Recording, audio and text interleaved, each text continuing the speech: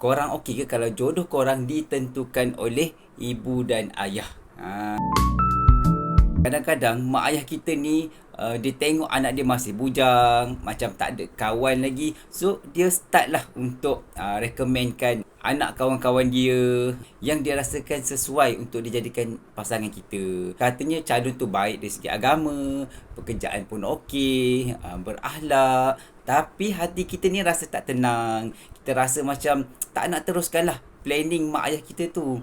So apa yang anda akan buat biasanya? Kalau anda rasa macam tak nak teruskan, kalau ada perasaan macam tu, janganlah cepat-cepat tolak mentah-mentah. Tapi janganlah terlalu memaksa diri semata-mata nak jaga hati orang yang kita kasih, iaitu mak ayah kita ni. Sebab apa, ini soal kita punya kehidupan masa depan kita dengan siapa yang kita nak menghadap hari-hari nanti. Jadi antara perkara yang kita boleh buat, yang pertama sekali memang kita kena berbincang dengan mak ayah kita tu lah.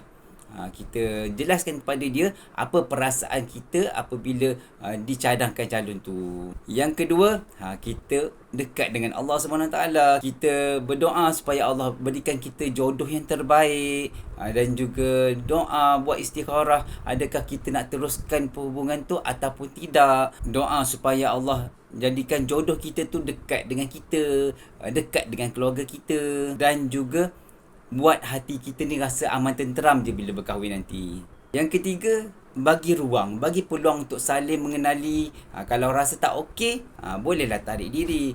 Kalau rasa dah okey, alhamdulillah boleh teruskan. Mak ayah mesti lagi sukalah apabila kita ni berkahwin dengan calon yang dicadangkan. Apa-apa pun, kalau hubungan tu tak menjadi, jangan putus asa bab jodoh ni. Banyak lagi cara lain yang anda boleh pakai. Salah satunya guna platform online tirjana.my. Yelah, zaman sekarang ni semuanya hujung jari. Cari jodoh pun boleh guna hujung jari. Tapi kenalah ada ilmu juga bila nak cari jodoh online ni. Kena pandai dan juga kena matang. Jangan ikut suka hati, jangan ikut nafsu. Kalau tak nak calon yang diperkenalkan oleh ibu bapa kita tu, tolak baik-baik, cakap baik-baik dekat mak ayah kita. Dan juga cepat-cepatlah cari calon. InsyaAllah apabila kita dah jumpa calon yang sesuai, yang kena dengan jiwa kita, kita perkenalkan kepada mak ayah kita. So lama kelamaan mak ayah kita akan terima dengan baiklah calon menantu yang datang tu. Ingat, jodoh yang berkat ni bukan hanya datang dari restu ibu bapa, tapi juga jodoh yang berkat ni datang membawa ketenteraman, bawa ketenangan untuk hati kita ni. All the best dalam pencarian jodoh anda.